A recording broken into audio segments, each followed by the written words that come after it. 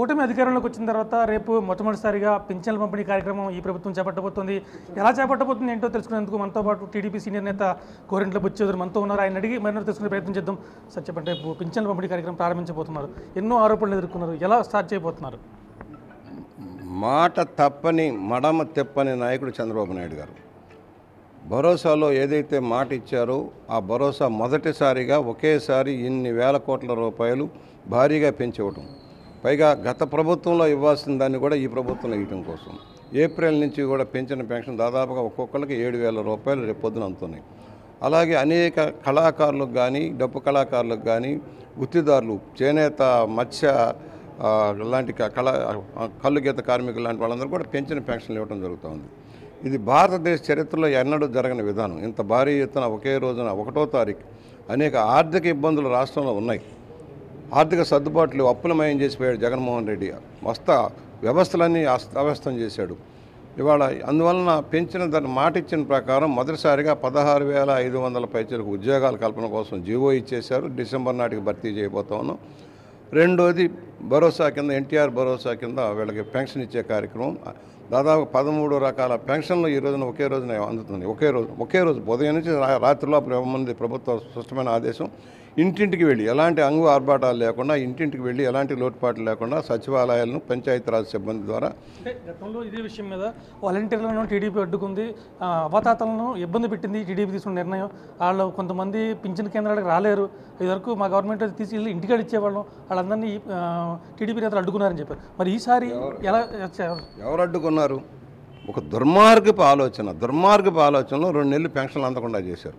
ఇవాళ మేము సచివాలయ సిబ్బందిని పంచాయతీ డిపార్ట్మెంట్లో వాడుతున్నాం. వాలంటీర్ నీ పార్టీ కార్యకర్తలను పెట్టి నీ పగలబాలు పలుకోవడం కోసం, నీ స్వార్థం కోసం, నీ పార్టీ ప్రచారం కోసం వాడుకున్నావే కానీ ప్రజలకు మేలు జరగల. ఇవాళ అనేక పెన్షన్లు రద్దు చేసావు. ఇవాళ కరెంటు బిల్లు పెరిగిందనో మరొకటనో అనేక పెన్షన్లు రద్దు చేసావు. అనేక మంది అర్హులు ఇంకా బయట ఉన్నారు. రేపు ఇది అయిపోయిన తర్వాత ఇవాళే అవలా మళ్ళా రీసర్వే చేసుకోవాల్సిన అవసరం ఉంది. రీసర్వేలో ఎవరైతే నిజమైన అర్హులు మిగిలిపోయారో, పార్టీల పేరుతో కొంతమంది తొలగించారో వాళ్ళందరినీ సర్దుబాటు చేయాల్సిన అవసరం చేస్తాం. నువ్వేం చేసావు? 3,000 ఇస్తానని చెప్పి 5 ఏళ్ళు ముక్కి 5,000 చేసావు. కొన్ని వేల రూపాయలు వాళ్ళకి నష్టపరిచావు. నువ్వు ఏది చేసావు? అమలు చేస్తానని ఒకటే అమలు చేయాల. నవరత్నాల పేరుతో దోపిడీ చేసావు. ఇవాళ మేము మాట ప్రకారం వెళ్తున్నాం. ఇవాళ ల్యాండ్ టైటిల్ యాక్ట్ ద్వారా భూములు కబ్జా చేయడం కోసం జగన్మోహన్ రెడ్డి చేసిన ప్రయత్నాన్ని ఒమ్ము చేసి ఆర్డినెన్స్ ఇచ్చేసాం. వెంటనే బిల్లు పెట్టేస్తున్నాం. క్యాబినెట్ అప్రూవల్ తీసుకున్నాం. 2-3 వారాల్లో జరిగే అసెంబ్లీలో దాన్ని బిల్లు పాస్ చేసి రైతులకు రక్షణ కల్పించబోతాం. పింఛన్ల పెంపు అసాధ్యం, మా వాళ్ళే కావట్లేదు, వాళ్ళ వల్ల ఏమవుతుందన్నారు. అటువంటిది ముఖ్యమంత్రి గారు చంద్రబాబు నాయుడు సంతకం చేసిన తర్వాత మొదటి కేబినెట్ భేటీలోనే పింఛన్ల పెంపుపై ఒక నిర్ణయం తీసుకున్నారు. ఈ నిర్ణయాన్ని ఎలా చూడాలి? 7.5 లక్షల కోట్ల రూపాయలు అప్పు తెచ్చాడు. ఏం చేశాడు ఎవరికి తెలియట్లా. ఒక అభివృద్ధి లేదు, ఒక సంక్షేమంలో దోపిడీ. రాష్ట్రాన్ని దోచి పారేసిన జగన్మోహన్ రెడ్డి ఏం చేశాడని? ఒక ప్రాజెక్టు పూర్తయిందా? కేంద్ర ప్రాయుత పథకాలు రద్దు అయిపోయినాయి. కేంద్ర మ్యాచింగ్ గ్రాంట్లు రద్దు అయిపోయినాయి. ఇవాళ జల మిషన్ లాంటి ఒక మంచి పథకం రద్దు చేసి పారేశాడు దుర్మార్గుడు. ఇవన్నీ కూడా ఆలోచన. మేము ఉన్న దాంట్లో ఎలా సర్దుబాటు చేయాలో చేస్తూ ఉన్నాం. ఒకటి, ఆర్థిక ఇబ్బందుల నుంచి బయటపడాలి. పోలవరం లాంటి జలవనరుల ప్రాజెక్టులు పూర్తి చేయాలి. మరోవైపు అమరావతి రాజధాని నిర్మాణం చేసుకుంటూనే నిరుద్యోగ యువతకు వృత్తి కల్పించే కార్యక్రమం అమలు చేస్తాం. ఇవాళ ఒక్కొక్కటి సమీకరణ, అసలు ఆర్థిక స్థితిగతులు ఒక్కొక్కటి వైట్ పేపర్ పెడుతున్నాం. నిన్న పోలవరం మీద డేటా ఇచ్చాం. రేపు పవర్ సెక్టర్లో జరిగిన దోపిడీ మీద శ్వేతపత్రం పబ్లిక్ చెబుతున్నాం. ఏముంది, ఆర్థిక పరిస్థితి ఏంటి రాష్ట్రంలో, అసలు మన ఆదాయం ఎంత, ఖర్చులు ఎంత, తెచ్చిన అప్పులు ఎంత, వివిధ దొడ్డిదారిని తెచ్చారు. అనేక ఎక్కడ ఏ బొక్కలున్నో ఎవరికి తెలియని పరిస్థితి ఉంది. ఎంత లోతు బావిలో కిందకి దిగాలో తెలియని పరిస్థితి ఉంది.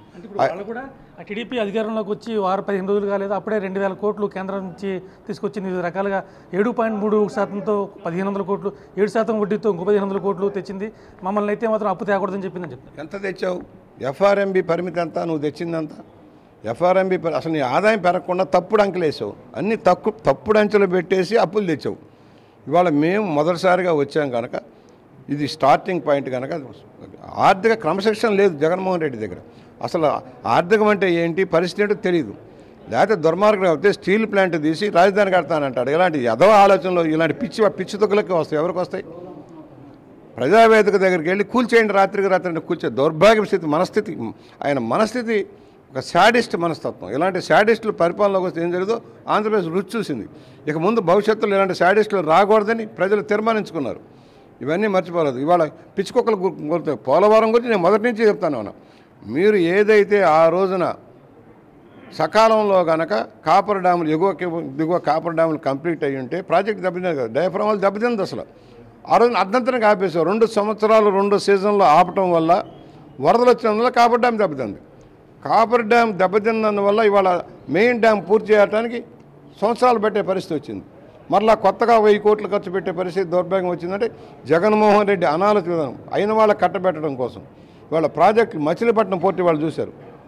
మచిలీపట్నం పోర్టు 270% అధిక రేటుకి ఇచ్చాడంటే అర్థం ఏంటి? పోలవరం ప్రాజెక్టులో రివర్స్ టెండరింగ్ పెద్ద దోపిడీ చేశారు.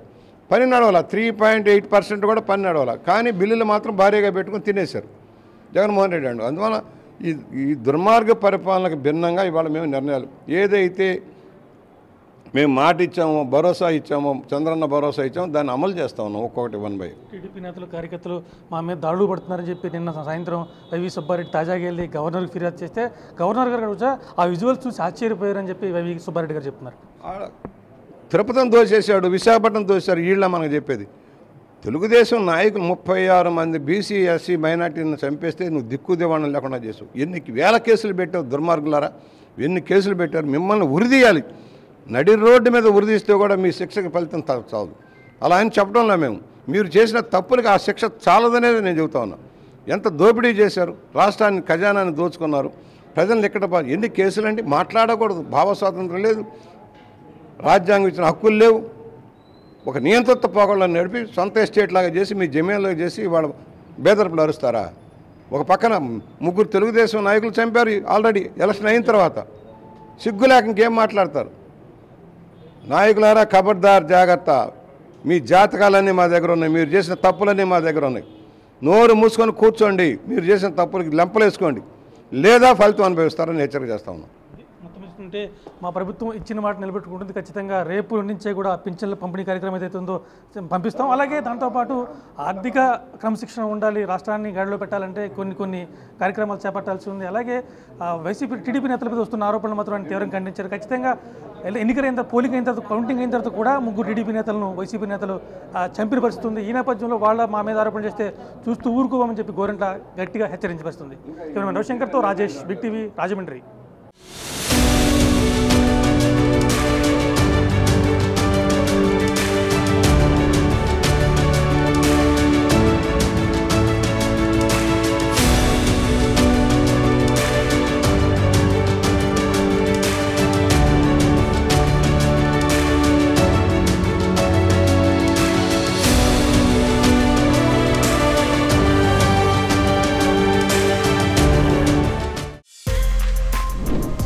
For more videos like this, subscribe Big TV channel.